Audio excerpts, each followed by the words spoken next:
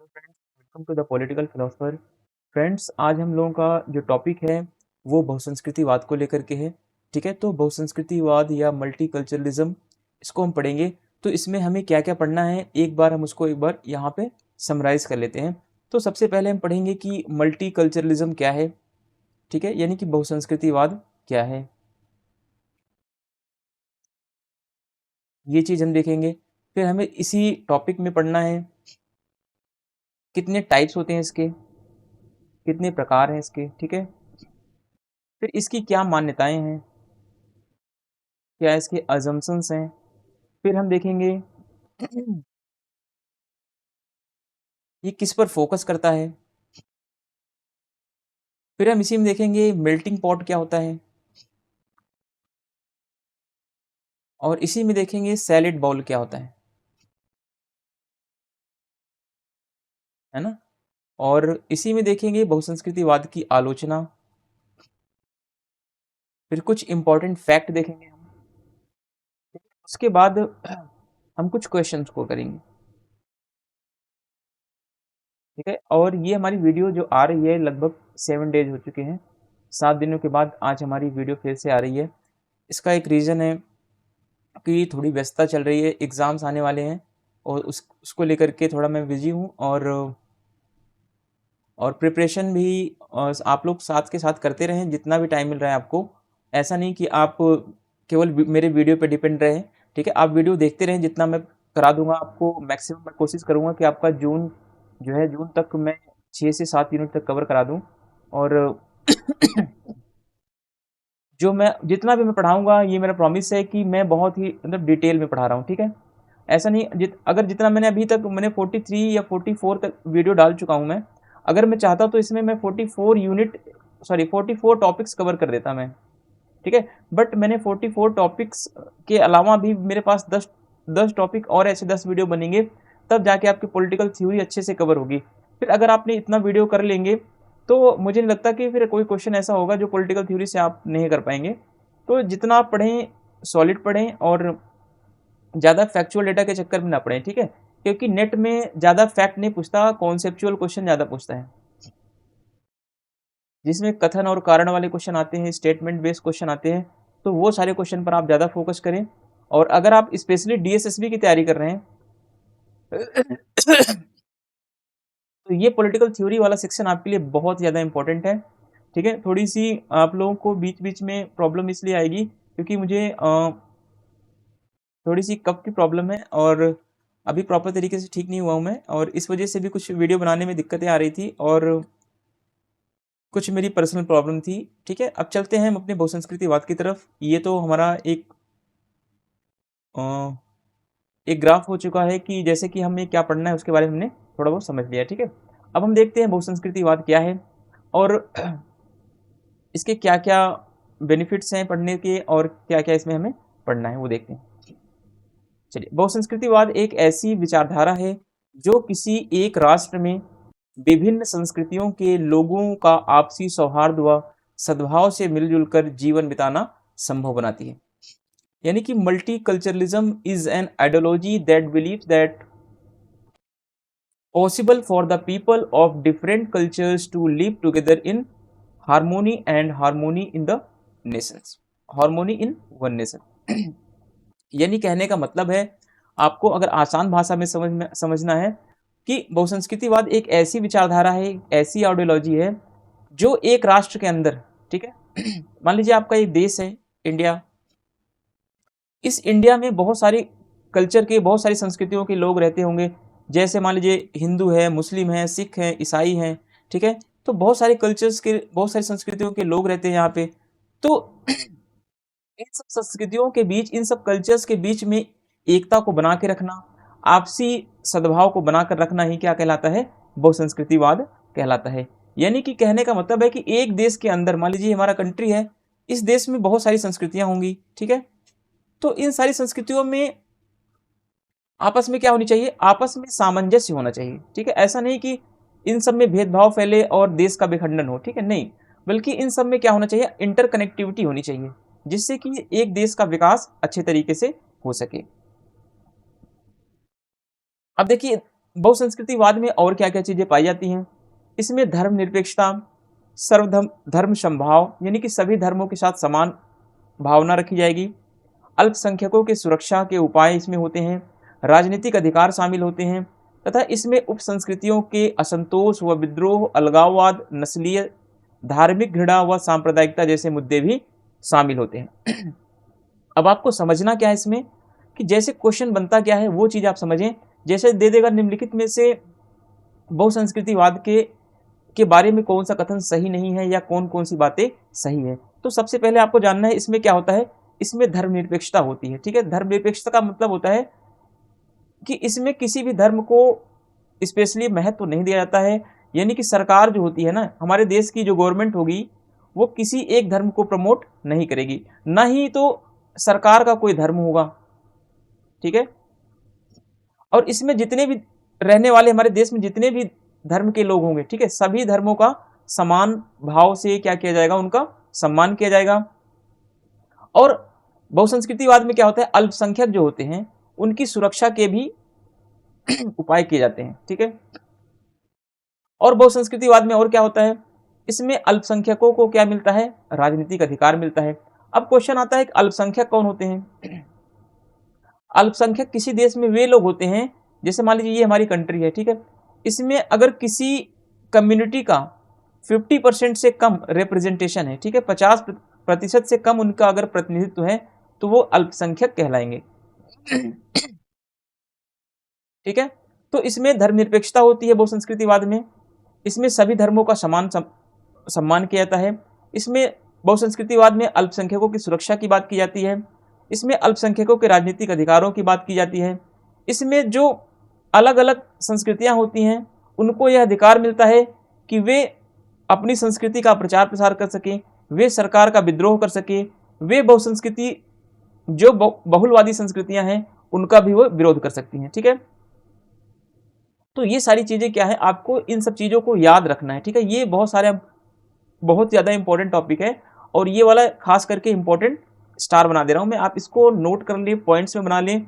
जैसे कि बहुसंस्कृतिवाद की क्या विशेषता होती है, इसमें धर्मनिरपेक्षता होती है, सभी धर्मों को समान रूप से माना जाता है, अल्पसंख्यकों की सुरक्षा की बात है, अल्पसंख्यकों को राजनीतिक अधिकार मिलता है। ठीक है, तो ये सारी चीजें क्या है, इंपॉर्टेंट की फैक्टर है। अगर ये सारी चीजें आपको नहीं याद है तो आप क्वेश्चन को नहीं कर पाएंगे, सीधी सी बात है। ठीक है, अगर यही सारी चीजें अगर आपको याद है अच्छे तरीके से, तो आप क्वेश्चन को भी अच्छे से करेंगे और आपके बहुसंस्कृतिवाद का जो कॉन्सेप्ट है वो भी क्लियर हो जाएगा।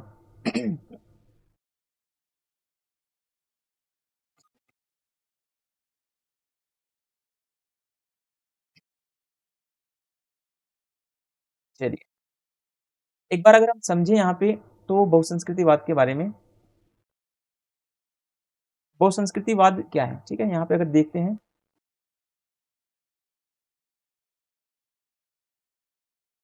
What is multiculturalism. वीडियो जाहिर सी बात है बड़ी होगी, लेकिन आपको चीजें समझ में आएंगी, ये मेरा प्रॉमिस है। ठीक है, बहुसंस्कृतिवाद में क्या होता है, इसमें अल्पसंख्यकों के अधिकारों की बात होती है।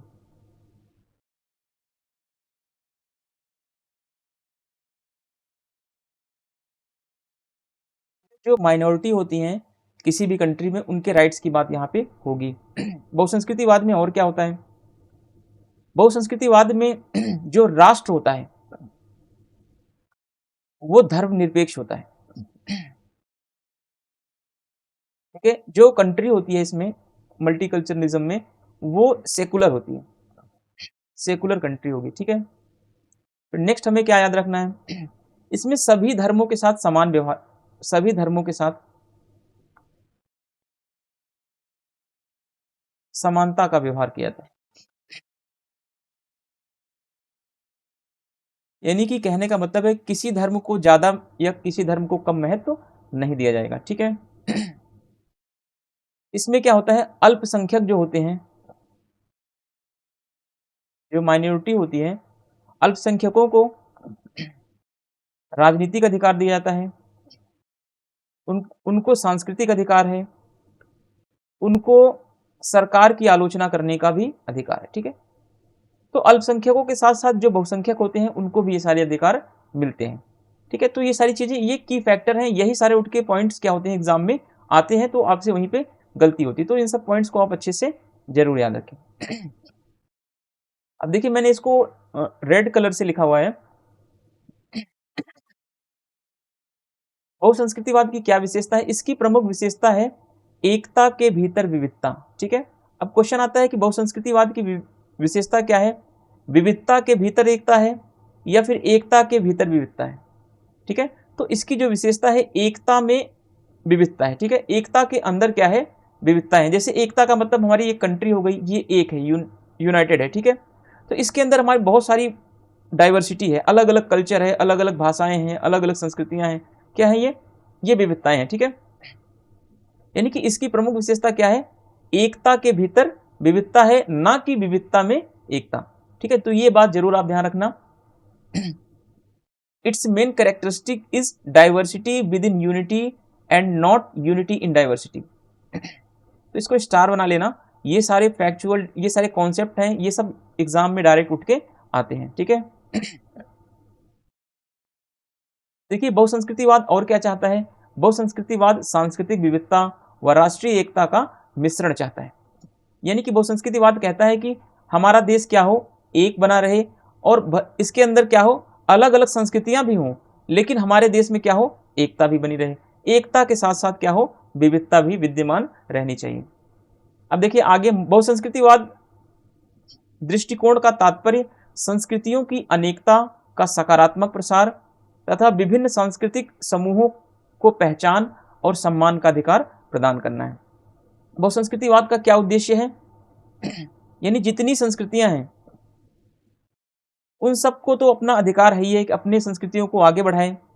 दूसरा, भिन्न भिन्न संस्कृतियां जो एक देश में होती हैं, ठीक है, अगर एक देश में बहुत सारी संस्कृतियां हैं तो वो अलग अलग संस्कृतियां क्या कर सकती हैं? अपनी पहचान को बनाए रख सकती हैं, अपने सम्मान को बनाए रख सकती हैं। ठीक है, तो उनके पहचान पर, उनके सम्मान पर किसी भी प्रकार का कोई भी जो है अटैक नहीं होगा। ये बहुसंस्कृतिवाद की मान्यता है। यानी कि बहुसंस्कृतिवाद जो है वो ज्यादातर अल्पसंख्यकों की बात करता है। ठीक है, ये अल्पसंख्यक अधिकारों की बात करता है, ये बात आपको ध्यान रखना है। तो ये जितने भी पॉइंट्स हैं ना, ये सारे पॉइंट्स मैंने एग्जाम में आए हुए तो क्वेश्चन है वहां से मैंने पॉइंट उठाए हैं, क्योंकि यही सारे पॉइंट्स बाद में उठ के फिर एग्जाम में आपके आने वाले हैं। तो आप ये ध्यान रखना और बहुसंस्कृतिवाद को आप अच्छे से समझते रहना। ठीक है, एकता में विविधता क्या है? इसका मेन थीम है, मेन उद्देश्य है। तो ये सारी चीजें आप जरूर याद रखें।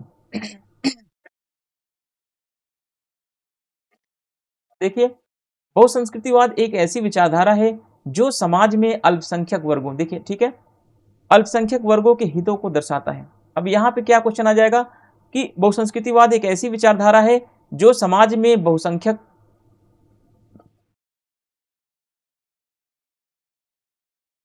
लोगों के हितों को दर्शाता है, तो आपका क्वेश्चन यहीं पे गलत हो जाएगा। ठीक है, तो ये बहुसंख्यकों की बात नहीं बल्कि अल्पसंख्यकों के अधिकारों की बात करता है। तो ये आप जरूर ध्यान रखना। इस तरीके से क्वेश्चन उठ के एग्जाम में डायरेक्ट आते हैं। मैंने एग्जाम में कई बार ऐसी गलतियां कर ली है, तो आप लोग प्लीज ऐसी गलतियां ना करें। तो इसलिए मैं आपको बताता हूं कि इस तरीके से जब क्वेश्चन आते हैं तो इसमें बहुत ही माइनर चांसेस होते हैं कि आपके सही हो। ठीक है, मैक्सिमम टाइम आप गलती कर पाओगे, क्योंकि एक तो एग्जाम का प्रेशर होगा, दूसरा आप गलती करने के लिए आगे आए रहते हैं। ठीक है, अब देखते हैं। It is an ideology that reflects the interest of the minority. ठीक है, माइनॉरिटी को आप अंडरलाइन कर लें, the people of the society, यानी समाज के जो माइनॉरिटी लोग हैं, जो अल्पसंख्यक लोग हैं, उनके हितों को ये दर्शाता है, उनके हितों की ये बात करता है। बहुसंस्कृतिवाद में क्या है? इसमें अल्पसंख्यक, अप्रवासीय, शरणार्थी तथा अन्य गैर प्रभावी समूह आते हैं। अब इसमें देखिए, इसमें बहुसंस्कृतिवाद में किसकी किसकी बात की जाएगी? अल्पसंख्यकों की बात की जाएगी, अप्रवासियों की बात की जाएगी, ठीक है, माइनॉरिटी की, इमिग्रेंट्स की, रिफ्यूजीज की and other non dominant groups जो होंगे उनकी बात की जाएगी। इसमें उनके अधिकारों को लेकर के, अल्पसंख्यकों के अधिकारों को लेकर के, अप्रवासियों को अधिकारों को लेकर के, जो रिफ्यूजीज हैं, जो शरणार्थी हैं, उनके अधिकारों को लेकर, उनकी संस्कृतियों को बढ़ाने की बात की जाएगी। तो बहुसंस्कृतिवाद जो है इन सब के अधिकारों की बात करता है। तो आप इन सबको जरूर आप एक शॉर्ट नोट्स बना लें, या फिर मैं पीपीटी आपको एज इट इज प्रोवाइड करा दूंगा, बट आप लोग थोड़ा पेशेंस बना के रखें। ठीक है, अब देखिए, बहुसंस्कृतिवाद एक ऐसी विचारधारा है जिसे सैलेड बाउल संस्कृति कहते हैं, मोजेक संस्कृति कहते हैं तथा मेल्टिंग पॉट संस्कृति के नाम से भी इसे जाना जाता है। अब आपके सामने क्वेश्चन उठता होगा, सर सैलेड बाउल क्या है, मेल्टिंग पॉट क्या है ना, मोजेक कल्चर क्या है, तो इन सब के बारे में हम स्टडी करते हैं। चलिए देखते हैं इसको।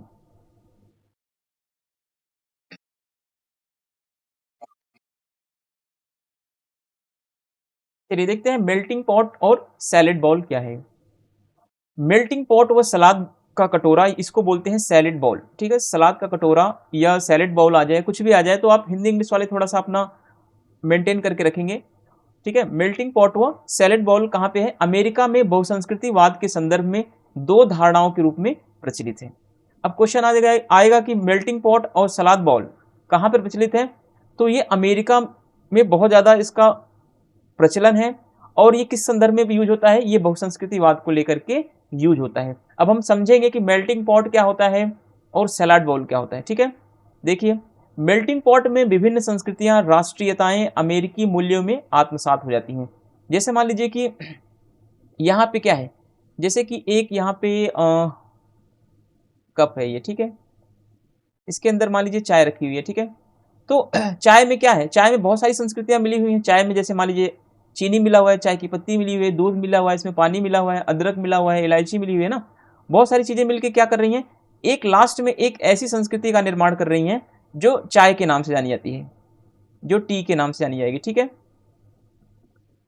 तो ये क्या करती हैं, तो मेल्टिंग पॉट का मतलब है कि बहुत सारी चीजें घुल मिल करके एक हो जाती हैं। ठीक है, जैसे आप आइसक्रीम को देख लें, तो आइसक्रीम में आपको क्या अलग अलग चीजें, इंग्रेडिएंट नजर आते हैं? नहीं आते हैं, बस केवल आपको आइसक्रीम आता है।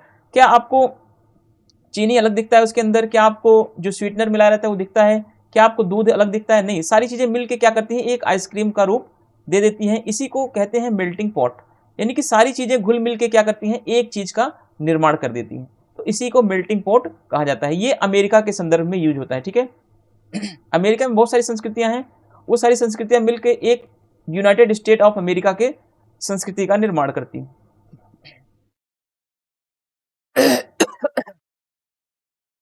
जबकि वहीं दूसरी तरफ सलाद बाउल क्या होता है? सलाद बाउल में होता है एक राष्ट्र के अंदर, यानी एक देश के अंदर, अगर राष्ट्र आपको कठिन भाषा लग रही तो आप देश कर लीजिएगा। ठीक है, एक देश के भीतर बहुत सारी संस्कृतियां होती हैं, बहुत सारी राष्ट्रीयताएं अपने अलग अलग रंग रूपों के साथ अपनी पहचान को बनाए रखती हैं।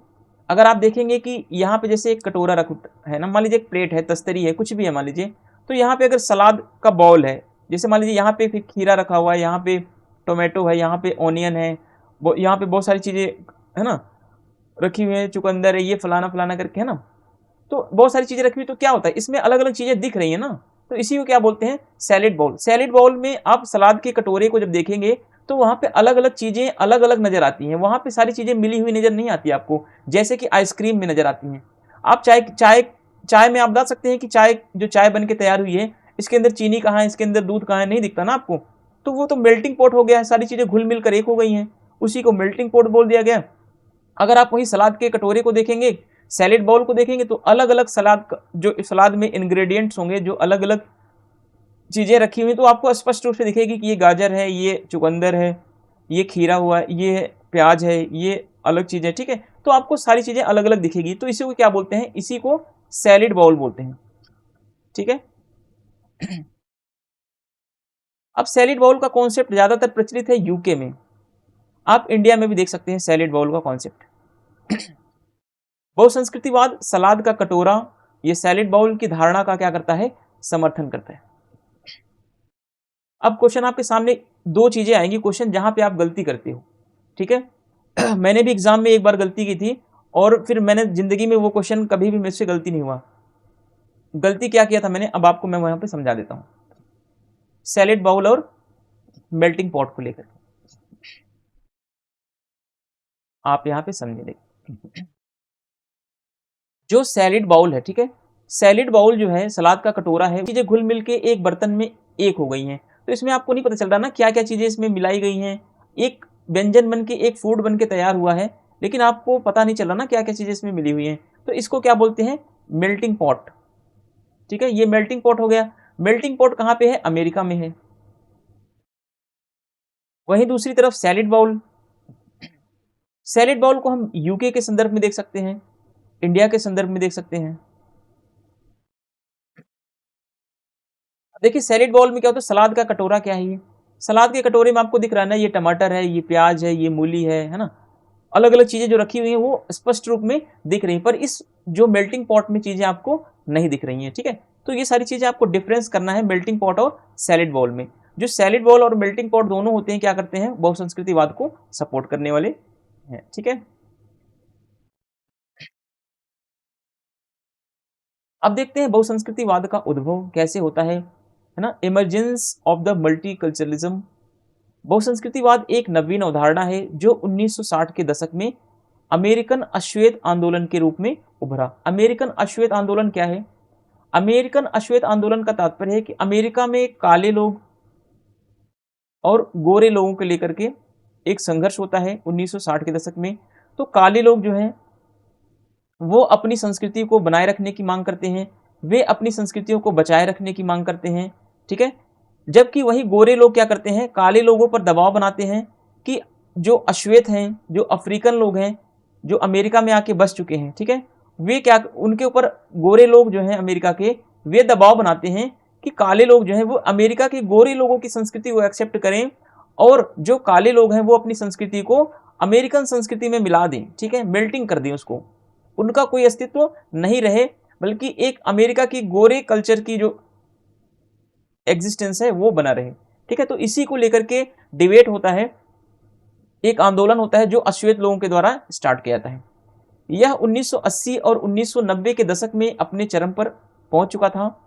ठीक है, सर्वप्रथम सांस्कृतिक विविधता के मुद्दे से निपटने के लिए 1965 में इसका उपयोग कनाडा में किया गया है। तो कभी क्वेश्चन आता है कि 1965 में 1965 में मल्टीकल्चरलिज्म शब्द का पहली बार प्रयोग किया गया, किसके संदर्भ में, कनाडा के संदर्भ में। ठीक है, आप देखेंगे कनाडा में क्या है, सिख बहुत आपको देखने को मिलेंगे, है ना, सिख समुदाय, इंडिया के जो सिख हैं वो आपको कनाडा में बहुत ज़्यादा देखने को मिलेंगे। जबकि कनाडा क्या है, एक यूरोपियन कंट्री है, तो वहाँ के कल्चर अलग हैं, वहाँ के कल्चर जो है पश्चिमी कल्चर है, जबकि इंडिया के लोग जो गए हैं वो इंडियन कल्चर को वहाँ पे अडॉप्ट कर लिए हैं और इंडियन कल्चर को वहाँ पे प्रमोट कर रहे हैं। तो कहीं ना कहीं बहुसंस्कृतिवाद का पहला प्रयोग हमें कहाँ देखने को मिलता है, कनाडा में देखने को मिलता है इसका। ठीक है, फिर 1971 में कनाडा ने द्विभाषीय ढांचे के भीतर बहुसंस्कृतिवाद को औपचारिक रूप से सार्वजनिक नीति के रूप में अपना दिया। तो कनाडा में क्या होता है, 1971 में जब वहाँ पे सिखों की संख्या ज़्यादा बढ़ने लग जाती है, ठीक है, तो वहाँ पे दोहरी भाषा का यूज होने लग जाता है। एक तो वहाँ पे कनाडा में कनाडियन जो कनाडा लैंग्वेज है वो बोलते हैं, इंग्लिश बोलने वाले हो जाते हैं। दूसरी जो वहाँ पे बहुसंख्यक संस्कृतियाँ बढ़ती हैं वो हैं सिखों की। ठीक है, तो सिख लोग पंजाबी बोलते हैं, तो वहाँ पे दोनों भाषाओं को मान्यता मिल जाती है। और फिर पहली बार जो कनाडा में बहुसंस्कृतिवाद को लेकर, मल्टीकल्चरलिज्म को लेकर पहली बार ऑफिशियल अनाउंसमेंट होता है कि अब यहाँ पे हमारे देश में बहुसंस्कृतिवाद को एक्सेप्ट कर लिया गया है। ठीक है, तो कनाडा के संदर्भ में पहली बात बहुसंस्कृतिवाद 1965 में यूज होता है और दूसरी बात 1971 में। ठीक है, तो ये दो चीजें आप ध्यान रखना। फिर उसके बाद ऑस्ट्रेलिया ने भी 1970 के दशक में खुद को औपचारिक रूप से कैसा देश घोषित कर लिया, बहुसांस्कृतिक देश घोषित कर लिया। तो सबसे पहले क्वेश्चन आएगा कि सबसे पहले ऑस्ट्रेलिया ने अपने आप को बहुसांस्कृतिक देश घोषित किया, तो नहीं, सबसे पहले कनाडा ने किया, उसके बाद ऑस्ट्रेलिया ने किया। इस प्रकार 1990 के दशक में बहुसंस्कृतिवाद जो है व्यापक राजनीति बहस वाली अवधारणा बन गई। तो क्या यह बात सही है? अगर क्वेश्चन आ जाए कि 1970 के दशक में या 1960 के दशक में बहुसंस्कृतिवाद की व्यापक चर्चा या व्यापक प्रचार प्रसार होना शुरू हो गया, तो नहीं। तो 1990 के दशक में, 1990 के दशक में क्या होता है, बहुसंस्कृतिवाद की व्यापक बहस होती है। ठीक है, वाइडली डिबेट इस पर स्टार्ट हो जाता है कि बहुसंस्कृतिवाद मान्यता इसको मिलनी चाहिए, नहीं मिलनी चाहिए, कितनी अच्छी है, कितनी अच्छी नहीं है, इस सारी चीज़ों को लेकर के एक व्यापक पॉलिटिकल डिबेट होता है। ठीक है, इन सब चीज़ों को लेकर के आप इसको अच्छे से स्टडी करते रहें। ठीक है, फिर देखिए 1980 के बाद बहुसंस्कृतिवाद तीव्र गति से विकास इसका होता है और पाश्चात्य जगत में एक केंद्रीय विषय बन के निकलता है। यानी कि यूरोप और अमेरिका के देशों में क्या होता है, बहुसंस्कृतिवाद, मल्टीकल्चरलिज्म ये एक आंदोलन के रूप में निकलता है, ये एक सेंट्रल थीम बन के निकलता है।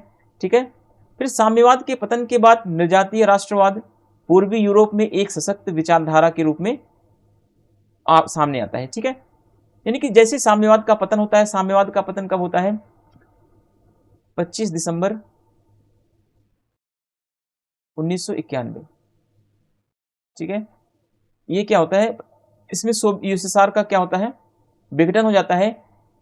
सोवियत संघ का विघटन होने के साथ साथ साम्यवाद का पतन हो जाता है, और साम्यवाद का पतन जैसे ही होता है वैसे ही बहुत सारी एथनिक नेशनलिज्म, बहुत सारे जो निजातीय राष्ट्रवाद के विचार हैं वो यूरोप में बन के सामने आते हैं।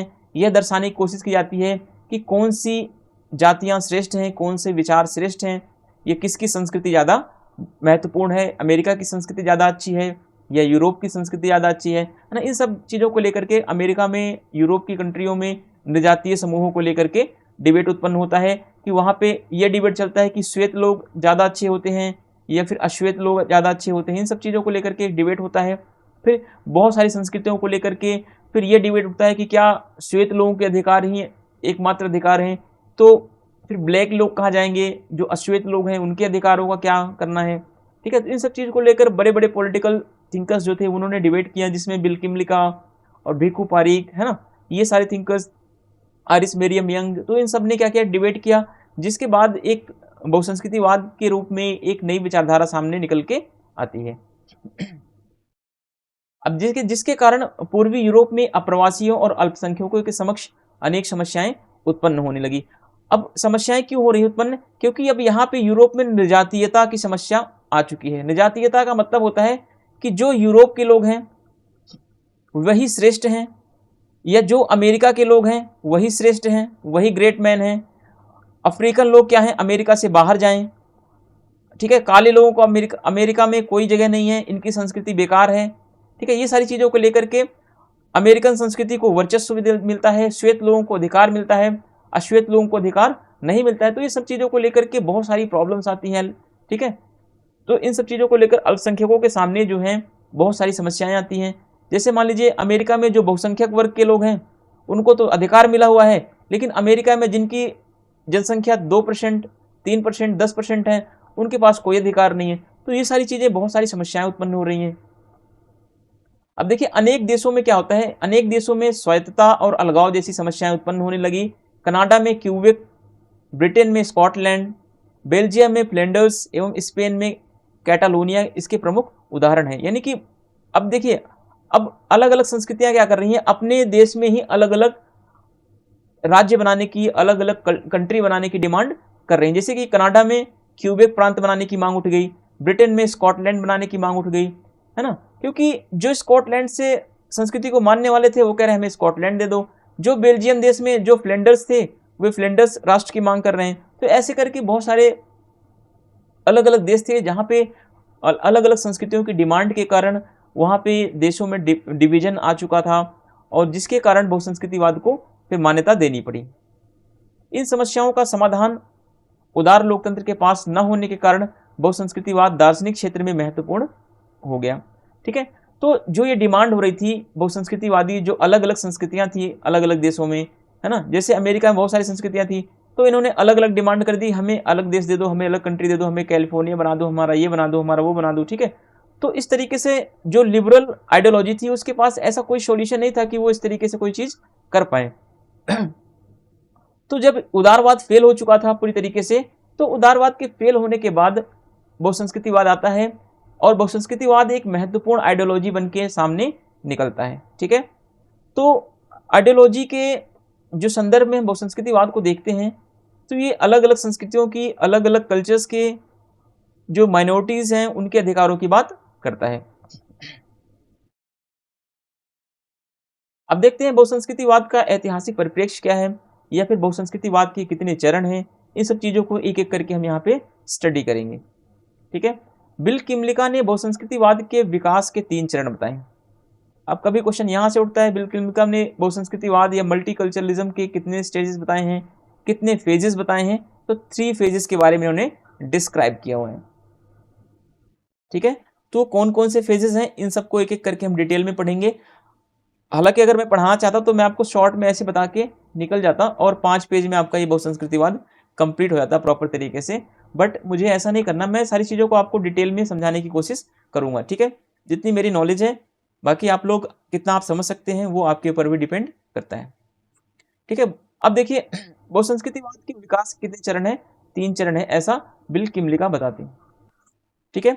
पहला इन्होंने बताया कि समुदाय के रूप में बहुसंस्कृतिवाद, यानी कि एक समुदाय के रूप में बहुसंस्कृतिवाद का क्या महत्व है, क्या अधिकार होते हैं, ठीक है। Multiculturalism as a community, उदारवादी रूपरेखा के अंतर्गत बहुसंस्कृतिवाद, यानी उदारवादी राज्यों में बहुसंस्कृतिवाद की क्या समस्याएं हैं, कैसे इनके अधिकार हैं, इन सब चीज़ों को लेकर के इसमें बात की गई है।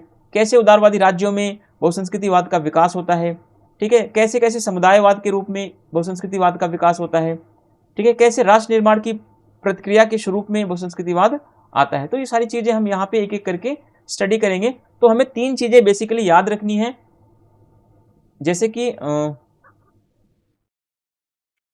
पहला समुदाय के रूप में बहुसंस्कृतिवाद, उदारवादी रूपरेखा के रूप में बहुसंस्कृतिवाद, और राष्ट्र निर्माण की प्रतिक्रिया के रूप में बहुसंस्कृतिवाद। तो इसको हमें तीनों याद रखना है। अगर इसके डिटेल को हम ना समझ पाए तो भी कोई दिक्कत नहीं है, लेकिन आपको ये तीनों जरूर याद रखनी है, ठीक है, ये इंपॉर्टेंट है और इसको याद रखना है आपको। अगर आप और डिटेल में समझना चाहें तो आप समझ सकते हैं, आपको आगे बेनिफिट जरूर मिलेगा इसका, ठीक है। अब देखते हैं यही वाला पॉइंट्स एक एक करके हम यहाँ पे समझते हैं, पहला, दूसरा, तीसरा, ठीक है। समुदाय के रूप में बहुसंस्कृतिवाद, multiculturalism as a community, क्या है ये देखते हैं, ठीक है। 1989 से पहले उदारवाद और समुदायवाद में एक विवाद चल रहा था, जो जॉन रॉल्स और माइकल सैंडल और टेलर के द्वारा शुरू किया गया था, ठीक है। अब देखिए एक विवाद कैसा चल रहा है कि उदारवाद की विचारधारा ज़्यादा इंपॉर्टेंट है या फिर समुदायवाद की विचारधारा ज़्यादा में, ठीक है। उदारवाद और समुदायवाद के बीच में क्या चल रहा है, एक डिबेट चल रहा है, एक क्लैश चल रहा है दोनों के बीच में। उदारवाद के समर्थक जॉन रॉल्स हैं, माइकल सैंडल और माइकल टेलर कैसे विचारक हैं, समुदायवादी विचारक हैं। तो आप कमेंट में बताएं कि माइकल सैंडल और माइकल चार्ल्स टेलर की कौन सी बुक है, ठीक है, इन दोनों की बुक्स के बारे में हमें कमेंट करके जरूर बताएं, ठीक है। तो 1989 के दशक में क्या था, उदारवाद और समुदायवाद के बीच में एक डिबेट चल रहा था, और इसमें डिबेट में क्या होता है, देखिए उदारवाद के अनुसार व्यक्ति क्या है, समुदाय से पहले है, यानी उदारवादियों ने बोला व्यक्ति का महत्व ज्यादा है, समुदाय का महत्व क्या है, कम है, ठीक है। तो ये बात आप जरूर ध्यान रखना, अगर आपको उदारवाद आपने नहीं पढ़ा तो उदारवाद को आप एक बार पढ़ें तभी आगे बढ़ें, ठीक है। फिर जॉन रॉल्स ने कहा था आत्मन साध्य से पहले है। आत्मन का मतलब व्यक्ति का महत्व जो है ज्यादा है, किससे, समुदाय से, राज्य से, इन सब चीजों से ज्यादा महत्वपूर्ण कौन है, व्यक्ति, इंडिविजुअल ज्यादा इंपॉर्टेंट है, ठीक है। वही समुदायवादी क्या बोलते हैं, समुदायवादी कहते हैं कि व्यक्ति से पहले, साध्य का मतलब व्यक्ति कह सकते हैं, ठीक है, व्यक्ति से ज्यादा महत्वपूर्ण क्या है, सॉरी आत्मन मतलब व्यक्ति होगा, साध्य का मतलब समुदाय या राज्य, ठीक है। तो समुदायवादी वही दूसरी तरफ क्या कह रहे हैं कि राज्य और समुदाय का महत्व ज्यादा है और व्यक्ति का महत्व कम है। वही उदारवादी क्या बोले, उदारवादी कह रहे हैं कि व्यक्ति का महत्व ज्यादा है और समुदाय का महत्व कम है, ये रॉल्स बोल रहे हैं। वही माइकल सैंडल और चार्ल्स टेलर क्या बोल रहे हैं कि व्यक्ति का महत्व कम है, ठीक है, व्यक्ति का महत्व कम है, समुदाय का महत्व ज्यादा है, ठीक है। इसी आधार पर समुदायवाद ने बहुसंस्कृतिवाद का क्या कर दिया, समर्थन कर दिया, ठीक है। तो समुदायवादियों ने क्या किया, बहुसंस्कृतिवाद का समर्थन कर दिया। समुदायवादी टेलर व सैंडल के अनुसार उदारवादी सिद्धांत अल्पसंख्यकों जैसे विभिन्न समुदाय समूहों को संगठित करने एवं उनके अधिकारों को राष्ट्रीय स्तर पर बनाए रखने में असमर्थ है, ठीक है। यानी कि समुदायवादियों ने क्या बोल दिया, समुदायवादी कह रहे हैं कि जो उदारवादी सिद्धांत है वो अल्पसंख्यकों के अधिकारों को बनाए रखने में सक्षम नहीं है, वो केवल उदारवादी विचारधारा को ही आगे बढ़ा पा रही है। तो इसीलिए समुदायवादी क्या है, समुदायवादी कह रहे हैं कि समुदायवाद में बहुसंस्कृतिवाद का अच्छा महत्व मिल सकता है, समुदायवाद में ही बहुसंस्कृतिवाद को मान्यता मिल सकती है, उदारवाद में नहीं मिल सकती है, ठीक है। तो टेलर और सैंडल ने क्या किया, बोला कि उदारवादी सिद्धांत बेकार है। क्यों बेकार है? क्योंकि उदारवाद में अल्पसंख्यकों को कोई अधिकार नहीं मिला, इनके समूहों को कोई महत्व नहीं मिला। ठीक है, तो इस तरीके से इन्होंने, समुदायवादियों ने उदारवाद की आलोचना कर दी और बहुसंस्कृतिवाद के महत्व को इन्होंने, समुदायवादियों ने स्वीकार कर लिया। अब दूसरा वाला पॉइंट हम ये पढ़ेंगे, ये वाला पॉइंट आप समझते चलें। ठीक है, उदारवादी रूपरेखा के अंतर्गत बहुसंस्कृतिवाद। अब देखते हैं उदारवादी रूपरेखा के अंतर्गत बहुसंस्कृतिवाद, multiculturalism within a liberal framework. ठीक है, within a liberal framework, क्या है ये, देखते हैं इसको। ठीक है, उदारवाद स्वतंत्रता, समानता जैसे सिद्धांतों पर आधारित है, बात सही है। उदारवाद में किसी प्रकार का कोई भेदभाव नहीं किया था, ये स्वतंत्रता और समानता सबको, एक सारी संस्कृतियों को एक जैसा महत्व देता है। ठीक है, लेकिन यह समूह की स्वतंत्रता के विषय में क्या है, मौन है। यह व्यक्ति की स्वतंत्रता की बात तो करता है उदारवाद, उदारवाद हमेशा व्यक्ति की स्वतंत्रता की बात करता है, लेकिन उदारवाद जो है वो समूह की स्वतंत्रता की बात नहीं करता है। ठीक है, इसके विषय में क्या है, ये चुप है बिल्कुल। और इसके चलते अल्पसंख्यकों ने बहुसंस्कृतिवाद के आधार पर इन अधिकारों की मांग उठाना शुरू कर दिया। यानी कि उदारवाद ने क्या बोल, उदारवाद ने किसी प्रकार का कोई अधिकार अल्पसंख्यकों को नहीं दिया, इसीलिए अल्पसंख्यकों ने क्या किया, बहुसंस्कृति के आधार पर, है ना, अल्पसंख्यकों ने कहा कि एक राष्ट्र में बहुत सारी संस्कृतियां होती हैं, तो जब अलग अलग संस्कृतियां हैं तो हमारे अधिकार भी क्या होंगे, अलग अलग होने चाहिए, हम अपनी संस्कृति को आगे बढ़ा सकें, अपनी कल्चर को हम प्रमोट कर सकें। ठीक है, तो इस आधार पर इन्होंने क्या किया, अपने अधिकारों की मांग उठाना शुरू कर दी। आप देखेंगे इंडियन कॉन्स्टिट्यूशन का, भारतीय संविधान का आर्टिकल 29 और 30, है ना, अल्पसंख्यकों के अधिकारों से संबंधित है।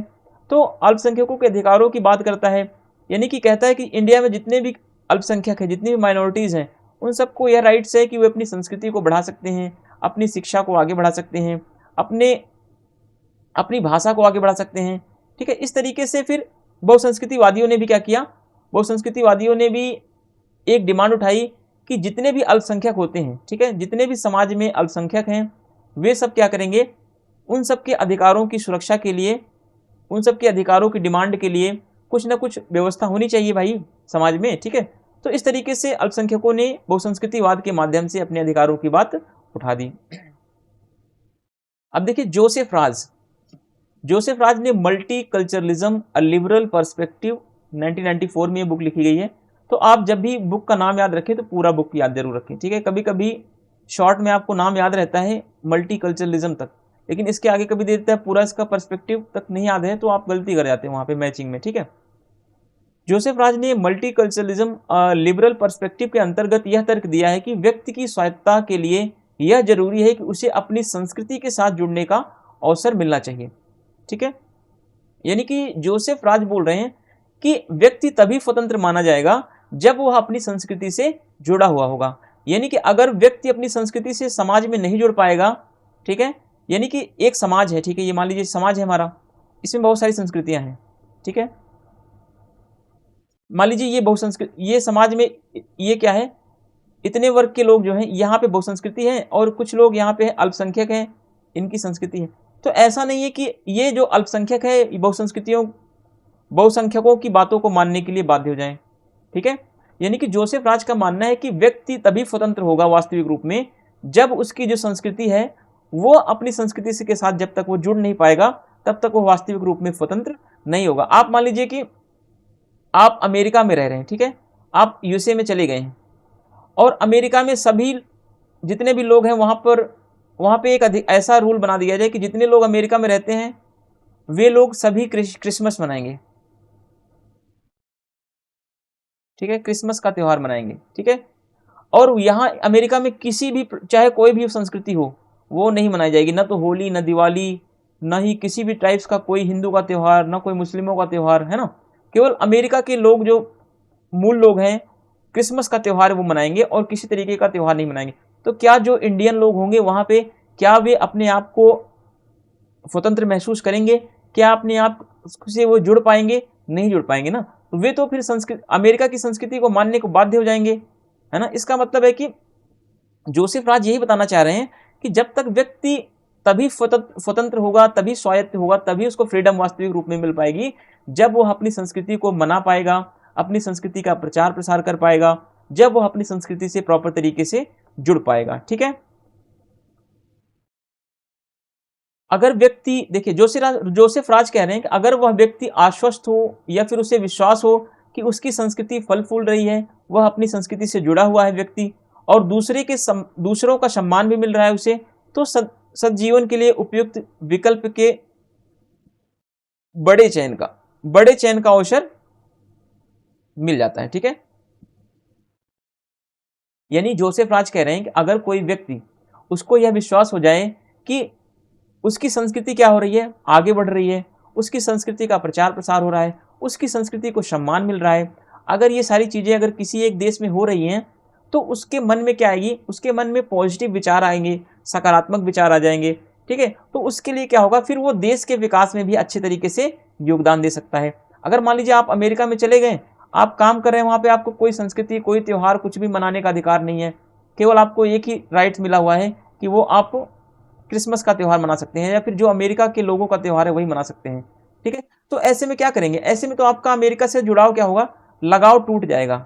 ठीक है, ऐसे में तो आप अपने आप को अकेला फील करेंगे, ऐसे में आप अपने जो आपका जो वास्तविक जीवन है, वो वास्तविक जीवन से आप अलग हो जाएंगे, आप अपने वास्तविक जीवन को नहीं बिता पाएंगे। तो इसीलिए जोसेफ राज कह रहा है कि अगर मान लीजिए कोई भारतीय अमेरिका में जाके रह रहा है, अगर वो दिवाली भी मना रहा है, अगर वो होली मना रहा है, ठीक है, अगर अमेरिका के लोग होली, दिवाली, सारे त्योहारों में, भारतीयों के त्यौहार जो होते हैं उसमें अगर वो पार्टिसिपेट कर रहे हैं, उसमें सम्मिलित हो रहे हैं, तो इंडियन लोगों को भी लगेगा ना भाई कि हमारे त्योहारों में भी ये लोग आ रहे हैं, तो उनको भी क्या महसूस होगा, एक सिक्योरिटी महसूस होगा। ठीक है, जो भारतीय लोग अमेरिका में रहेंगे तो उनको एक सुरक्षा महसूस होगा, वो ये महसूस करेंगे कि हम क्या हैं, हम स्वतंत्र हैं अमेरिका में आके।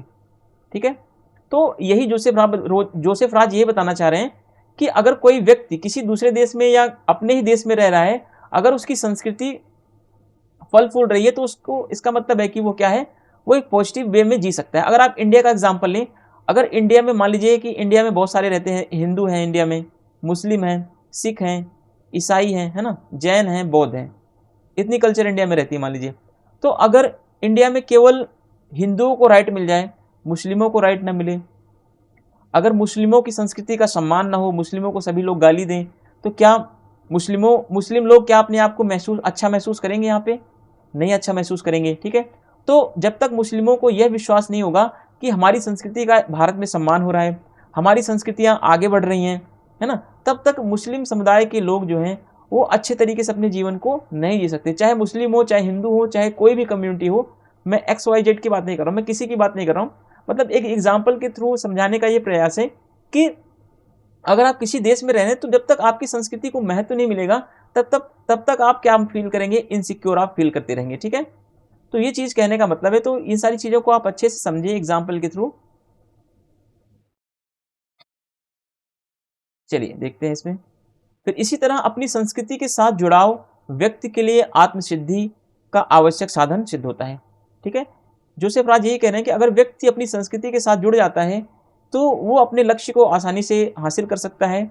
अगर उसको अपनी संस्कृति से तोड़ दिया जाए, तो वो अपने लक्ष्य को, अपने जो उसके साधन हैं, जो उसका साध्य है, वो उसको कभी पूरा नहीं कर सकता। जैसे मार्क्स ने, युवा मार्क्स के जैसे विचार थे, है ना, जैसे युवा मार्क्स के विचारों को हमने पढ़ा था कि पूंजीवाद के आने के कारण युवा मार्क्स जो है अपनी सृजनात्मक स्वतंत्रता को क्या करता है, खो देता है। तो उसी तरीके से अगर कोई व्यक्ति, है ना, बहुसंस्कृतिवाद का शिकार हो जाएगा, है ना, अगर कोई व्यक्ति जो है वो अपनी संस्कृति को नहीं मना सकता, अपनी संस्कृति को मानने के लिए अगर उसके ऊपर दूसरे की संस्कृति को अगर मानने के लिए उसके ऊपर किसी तरीके का फोर्स लगाया जा रहा है, ठीक है, तो कहीं ना कहीं वो इनसिक्योर फील करेगा, वो कहीं ना कहीं वो असुरक्षित अपने आप को महसूस करेगा।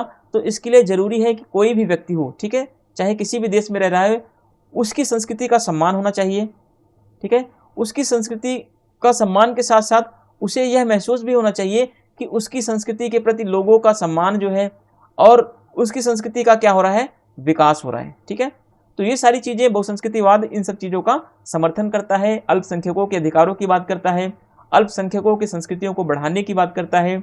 अल्पसंख्यक जो होते हैं उनके अधिकारों के साथ साथ, उनकी संस्कृतियों के साथ साथ, उनके जो पॉलिटिकल राइट्स होते हैं, उनके जो सोशल राइट्स होते हैं, उन सब राइट्स को भी आगे बढ़ाने की बात करता है।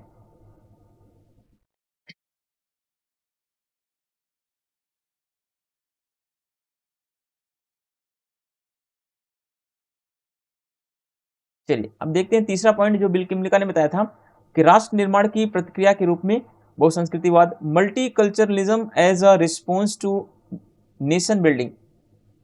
सामान्य रूप में ऐसा माना जाता है कि एक उदारवादी राज्य धर्म और जातीय सांस्कृतिक विभिन्नता के प्रति क्या होता है, तटस्थ होता है। यानी कहने का मतलब है कि हम लोग ऐसा मान के चलते हैं कि जो कोई भी उदारवादी राज्य होगा, ठीक है, कोई भी अगर लिबरल स्टेट है तो वो सेकुलर ही स्टेट होगा, हम मान के चलते। जैसे इंडिया क्या है, एक लिबरल स्टेट है, एक उदारवादी देश है भारत, ठीक है। अमेरिका क्या है, उदारवादी देश है। तो वहां पे कोई एक विशेष धर्म को महत्व नहीं दिया जाएगा, ठीक है, बल्कि वहां पे सांस्कृतिक विभिन्नता, कोई जातीय धर्म, इन सब के प्रति राज्य का जो रोल होता है, स्टेट का जो रोल होता है, या किसी देश का जो रोल होता है, वो इन सब में कोई इंटरफेयर नहीं करता। आप भारत को देख लीजिए, भारत क्या है, उदारवादी राज्य है। भारत क्या है, पंथ निरपेक्ष राष्ट्र है। भारत पंथ निरपेक्ष का मतलब ये है कि भारत किसी भी संस्कृति को आगे नहीं बढ़ाता, भारत किसी भी धर्म को आगे नहीं बढ़ाता, है ना। भारत का उद्देश्य जो है सभी धर्मों को समान महत्व देना, सभी धर्मों के प्रति आदर भाव रखना, ठीक है। भारत का कोई अपना सरकारी धर्म नहीं है ना। तो इस तरीके से क्या है, ये धर्मों के प्रति, संस्कृतियों के प्रति क्या है, ये जो उदारवादी राज्य होते हैं वो तटस्थ होते हैं, कोई लेना देना इनसे ज्यादा मतलब नहीं होता, ठीक है। इसका अर्थ यह है कि कोई राज्य कोई आधिकारिक धर्म नहीं बनाता, ठीक है। यानी उदारवादी राज्य जो भी होते हैं वो कोई ऑफिशियल अपना धर्म नहीं बनाते हैं, ठीक है, कोई उनका ऑफिशियल रिलीजन नहीं होता। इसलिए प्राथमिक स्थान के आधार पर उनकी कोई आधिकारिक संस्कृति भी नहीं हो सकती। जो लिबरल स्टेट होते हैं, ना तो कोई उनका ऑफिशियल धर्म होता है, ना कोई आधिकारिक धर्म होगा। क्या भारत का कोई आधिकारिक धर्म है? क्या भारत का हिंदू धर्म है? नहीं, कोई ऑफिशियल नहीं। क्या अमेरिका का कोई ऑफिशियल है धर्म? नहीं है, ठीक है। तो जो भी लिबरल स्टेट होंगे उनका कोई भी, ऐसा माना जाता है कि कोई भी आधिकारिक धर्म नहीं होता, कोई भी उनकी आधिकारिक संस्कृति नहीं होती। वे सभी धर्मों का समान आदर करते हैं, सभी धर्मों को समान महत्व देते हैं, ठीक है। उनका कोई पर्सनल स्टेट का कोई पर्सनल ऑफिशियल जो होता है वो कोई धर्म नहीं घोषित करते हैं कभी भी, ठीक है। और वहीं आप दूसरी तरफ देख लेंगे, पाकिस्तान को देख लें। पाकिस्तान क्या सेकुलर कंट्री है? नहीं है। पाकिस्तान में इस्लाम का महत्व है ना।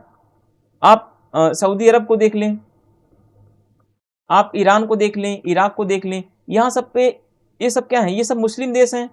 मुस्लिम देश के साथ साथ ये क्या है, यहाँ पे कुरान का महत्व है। यहाँ पे जो शासन संविधान चलता है इनका कुरान के आधार पर चलता है ना, आयतों के आधार पर चलता है। तो उदारवादी देश जो होते हैं वो कभी भी धर्म के आधार पर अपने देश को नहीं चलाते, वे कभी भी पंथ के आधार पर अपने देश का कोई ऑफिशियल धर्म नहीं घोषित करते, कोई भी ऑफिशियल संस्कृति, ऑफिशियल कल्चर को कभी भी डिक्लेयर नहीं करते हैं, ठीक है। तो ये उदारवाद की मान्यताएं हैं उदारवादी राज्य की। वहीं अगर धार्मिक राज्य है तो वो धर्म के आधार पर अपने राज्य को चलाएगा। आप एग्जाम्पल के थ्रू जैसे समझ सकते हैं, ईरान, इराक, पाकिस्तान, सऊदी अरब, ये सब क्या है, ये सब धार्मिक राज्य हैं, ठीक है। अब संस्कृति को धर्म की तरह नागरिकों के आंतरिक जीवन का हिस्सा माना जाता है और इसमें राज्य की कोई भूमिका नहीं होती। यानी उदारवादी राज्य में क्या होता है कि संस्कृति को क्या मान लिया जाता है, संस्कृति को धर्म की तरह, यानी जैसे धर्म होता है वैसे हर व्यक्ति की क्या होती है, अपनी अपनी संस्कृति होती है, ठीक है। तो ये संस्कृति जो होती है यह व्यक्ति का अपना पर्सनल मामला है, इसमें राज्य कोई इंटरफेयर नहीं करता। जैसे धर्म के मामले में, जैसे रिलीजियन के मामले में कोई इंटरफेयर नहीं करता स्टेट, वैसे संस्कृतियों के मामले में भी कोई इंटरफेयर नहीं करता है। ये कौन सी स्टेट की बात हो रही है, तो ये उदारवादी राज्य की बात हम कर रहे हैं, ठीक है। उदारवादी राज्य जो होते हैं वो ना तो संस्कृतियों के मामले में इंटरफेयर करते हैं, ना ही धर्म के मामले में इंटरफेयर करते हैं। तो ये सारी चीजें जो है हम उदारवादी राज्य के बारे में पढ़ रहे हैं। किमलिका इस परिकल्पना को नहीं मानते हैं, लेकिन ठीक है, बिल किमलिका कहते हैं ये परिकल्पना क्या है, झूठी है, ठीक है। ये कह रहे हैं उदारवाद में ये सब क्या होता है, धर्म को न मानना, राज्य का कोई धर्म नहीं होता, राज्य का कोई संस्कृतियां नहीं होती, ये सब क्या है, किमलिका कह रहे हैं ये सब क्या है, एक बकवास है ये सब, ठीक है। ये सब एक झूठी बातें हैं। बल्कि उदारवादी राज्य में क्या होता है, आज आप देखें भारत क्या है, बिल किमलिका कह रहे हैं आज भारत को आप अगर उदाहरण के रूप में अगर समझें तो आज भारत को आप देख लें, भारत में क्या है, अलग अलग संस्कृतियां हैं, हिंदू मुस्लिम सिख ईसाई बौद्ध जैन सब संस्कृतियां हैं, पर महत्व किसका ज़्यादा है भारत में, हिंदू संस्कृति की, है ना, हिंदू का ज़्यादा महत्व है।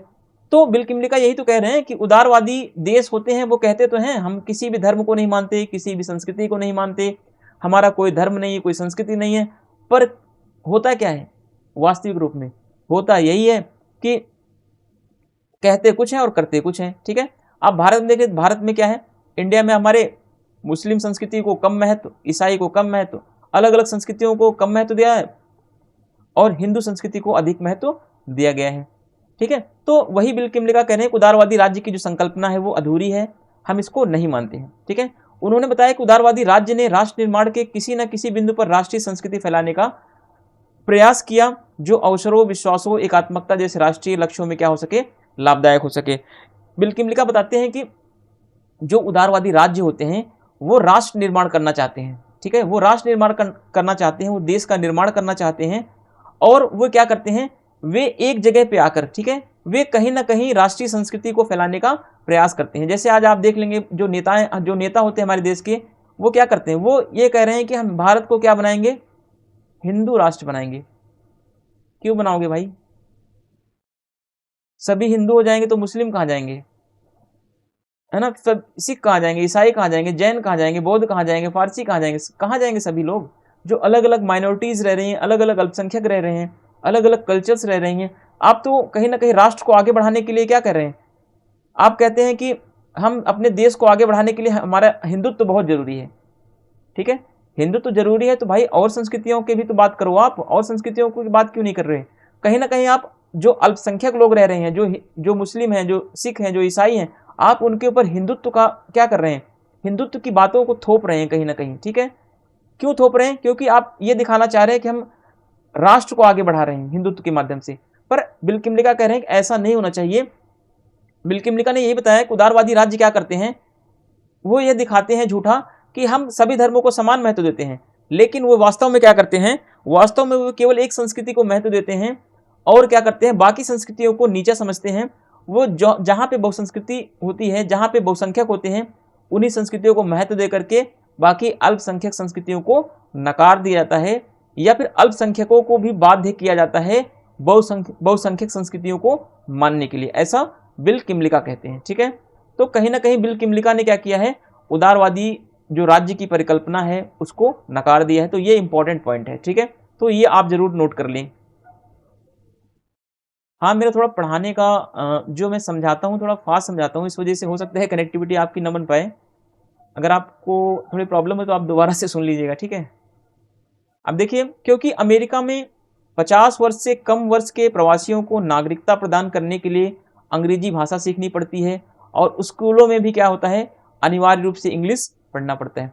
अगर मान लीजिए कोई अमेरिका में चला गया भारत का, उसको इंग्लिश नहीं आती, अगर उसे नागरिकता लेनी है अमेरिका की, तो कहीं ना कहीं अमेरिका की भाषा उसे आनी चाहिए अंग्रेजी, तभी उसे नागरिकता मिलेगी। तो ये कैसा प्रावधान है भाई, ये तो गलत तरीका है ना। आप एक तरफ कह रहे हैं हम उदारवादी देश हैं, हम लोकतांत्रिक देश हैं, हम किसी भाषा को, हम किसी संस्कृति को, हम किसी विशेष संप्रदाय को महत्व नहीं देते। वही आप दूसरी तरफ कह रहे हैं कि अगर कोई व्यक्ति आ रहा है, उसको अगर अंग्रेजी नहीं आती, अगर वो इंग्लिश नहीं पढ़ेगा, तो हम उसको अपने देश में नागरिकता नहीं देंगे। ठीक है, तो बिल किमलिका इसी चीज का तो विरोध कर रहे हैं कि उदारवाद क्या बोलता है, झूठ बोलता है। उदारवाद कहता कुछ है और करता कुछ है। ठीक है, तो इसीलिए तो बिल किमलिका ने उदारवादी मान्यता को नकार दिया। अब देखिए, क्योंकि अंग्रेजी क्या है, अंग्रेजी वहां पे जो बहुसंख्यक लोग हैं, जो वहां पे ज्यादा लोग रहते हैं, उनकी भाषा है।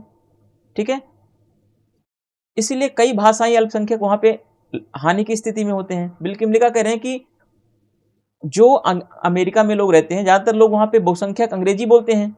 ठीक है, तो अंग्रेजी बहुसंख्यकों की भाषा है ना, तो जो अल्पसंख्यक लोग हैं वहां पे, जो वहां पे मान लीजिए अश्वेत लोग हैं, जो काले लोग हैं अमेरिका में, जो अफ्रीकन भाषा जानते हैं, वो अंग्रेजी नहीं जानते, तो उनको कहीं ना कहीं मजबूरी में क्या करना पड़ता है, इन बहुसंख्यक लोगों की भाषा को सीखना पड़ता है, इनके ऊपर बाध्य होना पड़ता है इसको सीखने के लिए। तो कहीं ना कहीं बिल किमलिका कहते हैं कि ऐसा नहीं होना चाहिए। ठीक है, अल्पसंख्यकों के ऊपर कोई बाध्यता नहीं होनी चाहिए। उनको अधिकार होना चाहिए कि वे अपनी भाषा के माध्यम से, अपनी संस्कृति के माध्यम से शिक्षा ले सकें, अपनी भाषा का प्रचार प्रसार कर सकें, अपनी शिक्षा का प्रचार प्रसार कर सकें, चाहे वो किसी भी देश में रह रहे हों। ठीक है। कुछ देशों में अल्पसंख्यक धर्म आधारित हैं, कुछ देशों में अल्पसंख्यक क्या है, धर्म आधारित है, कुछ में प्रजाति तो कुछ में भाषा के आधार पर अल्पसंख्यक पाए जाते हैं। ठीक है। बहुसंस्कृति को अगर हम सकारात्मक रूप में अपनाया जाता है तो यह राष्ट्र निर्माण में सहायक होगा, और यदि इसे अल्पसंख्यक स्वयं दूसरे दर्जे का समझ लेंगे तो राष्ट्र के पतन का यह कारण होगा। यानी बहुसंस्कृति को अगर सकारात्मक रूप में अपनाने का मतलब है कि एक देश में जितने भी लोग रह रहे हैं, ठीक है, वो अगर अपने आप को क्या मानेंगे, पॉजिटिव वे में देखेंगे। पॉजिटिव वे में रखने का मतलब है कि अगर जो भी लोग यहाँ रह रहे हैं वे अगर अपनी भाषा में, अपनी संस्कृति में, अपने जीवन शैली में अगर वो कंफर्टेबल हैं, तब तो वह देश के लिए क्या है, देश के लिए अच्छा है। ठीक है। अगर इनके ऊपर बाध्यता ला दी गई, ठीक है, अगर इनके ऊपर ये कहा गया कि अगर मान लीजिए भारत, ये हमारा भारत देश है, ठीक है, भारत के एग्जाम्पल के थ्रू समझते हैं। अगर इंडिया में देखिए बहुत सारे लोग हैं, जैसे मुस्लिम हैं, क्रिश्चियन हैं, सिख हैं, ईसाई हैं, बहुत सारे लोग हैं ना, जैन, बौद्ध, पारसी, जितने भी लोग हैं। अगर पारसियों को ये बोला जाए कि आपको संस्कृत भाषा सीखनी है, ठीक है, अगर आप संस्कृत नहीं सीख सकते तो आपको बाहर कर दिया जाएगा देश से, तो ये क्या हो जाएगा, तो ये कहीं ना कहीं नकारात्मक रूप में हो जाएगा, है ना। तो ऐसी स्थिति में क्या करेंगे, पारसी आंदोलन कर देंगे। फिर भाई कहेंगे हम पारसी एक जगह यहाँ रहेंगे, भारत देश तुम्हारा इधर रहेगा, हम अपना एक राज्य हमें यहाँ दे दो, ये पारसियों का राज्य हो जाएगा। ठीक है, हम यहाँ पे अकेले रहेंगे, अपनी संस्कृति का प्रचार प्रसार यहाँ करेंगे, हम तुम्हारे यहाँ नहीं आएंगे। अगर वो ये फील करेंगे इस देश में कि अगर पारसी लोग ये फील करेंगे यहाँ पे इंडिया में कि हम यहाँ पे, चलो हमारी संस्कृति का महत्व है, हम अपनी भाषा में काम कर सकते हैं, अपनी भाषा में हम कंफर्टेबल हैं, कुछ भी कर सकते हैं, अपना एजुकेशन बना सकते हैं, कुछ भी कर सकते हैं, तो कहीं ना कहीं ये क्या होगा, फिर ये तो सकारात्मक वे में जाएगा, पॉजिटिव वे में जाएगा। ठीक है। अगर कोई भी संस्कृति पॉजिटिव वे में जाती है, कोई भी धर्म, कोई भी संप्रदाय अगर सकारात्मक रूप में जाएगा, अगर वहाँ के अल्पसंख्यक जो होंगे वे अपने आप को सेकंड क्लास का नहीं समझेंगे, वे अपने आप को द्वितीय दर्जे का नहीं समझेंगे, अगर वे अपने आप को समान भाव से देखेंगे, ठीक है, अगर उनके साथ समानता की भावना की जाएगी, अगर उनके साथ अल्पसंख्यकों के साथ समानता का बर्ताव किया जाएगा, तो अल्पसंख्यक वर्ग क्या करेंगे, तब वे राष्ट्र निर्माण में सहायक सिद्ध हो सकते हैं। अगर उनके साथ भेदभाव किया गया तो राष्ट्र निर्माण में क्या होगा, फिर वो राष्ट्र निर्माण के पतन का कारण भी बन जाएगा। ये फिर राष्ट्र का निर्माण नहीं होगा बल्कि राष्ट्र का पतन बनेगा। ठीक है। तो आज की वीडियो हम यहीं पे समाप्त करते हैं, और बिल किमलिका के अनुसार हम बहुसंस्कृतिवाद के अगली क्लास में 5 मॉडल क्या क्या हैं वो देखेंगे। ठीक है। तो मेरे चैनल को प्लीज़ सब्सक्राइब कर लेना आप लोग, और 5 मॉडल में हम अलग अलग करके यहाँ पे पढ़ेंगे। 5 मॉडल को पढ़ने के बाद हम क्या पढ़ेंगे, फिर बहुसंस्कृतिवाद के कितने टाइप्स होते हैं वो सारी चीज़ें हम देखेंगे। ठीक है। फिर इसके क्या विशेषताएं होती हैं, इन विशेषताओं के बारे में हम स्टडी करेंगे। और फिर इसके बाद हमें क्या पढ़ना है, फिर भीखू पारिक के कुछ विचार हैं उसको पढ़ेंगे, और फिर बहुसंस्कृतिवाद की आलोचना पढ़ेंगे, किस किस ने इसकी आलोचना की है। फिर उसके बाद हमें क्या पढ़ना है, फिर कुछ महत्वपूर्ण इंपॉर्टेंट फैक्चुअल डेटा है, जैसे कि विभिन्नता की राजनीति के बारे में का सिद्धांत किसने दिया, तो आरिस मेरियम, मान्यता की राजनीति, इस तरीके से हम चीज़ों को स्टडी करेंगे। फिर हम कुछ इंपॉर्टेंट क्वेश्चन के बारे में स्टडी करेंगे कि क्वेश्चन कैसे हम लोग टैकल करेंगे, कैसे हमें पढ़ना है। ठीक है। तो चलते हैं, तो हम अब आपकी अगली क्लास में मिलेंगे हम लोग, और फिर वहाँ पे हम दूसरे वीडियो में सारी चीज़ों को कवर करेंगे। और ये 3 पार्ट में वीडियो होने वाला है हमारा। ठीक है। तो 3 पार्ट में वीडियो होगा, और साथ के साथ हम लास्ट वाले पार्ट में, तीसरे पार्ट में क्वेश्चन भी प्रैक्टिस करेंगे। मैंने तीसरे वाले पार्ट में क्वेश्चन इसलिए रखा है क्योंकि जब फर्स्ट पार्ट, सेकेंड पार्ट आप कंप्लीट कर लेंगे तो उसके बाद हमें क्वेश्चन की तरफ आगे बढ़ेंगे, तो हमें इससे ये हमारा रिविजन होगा कि हमें और क्या क्या चीज़ें हमने पीछे पढ़ा, और हम क्या क्या चीज़ें हमें अपडेट रही हैं, क्या क्या चीज़ें हम अपडेट नहीं कर पाए हैं। ठीक है। तो मिलते हैं अगली वीडियो में। Thank you, thanks for watching.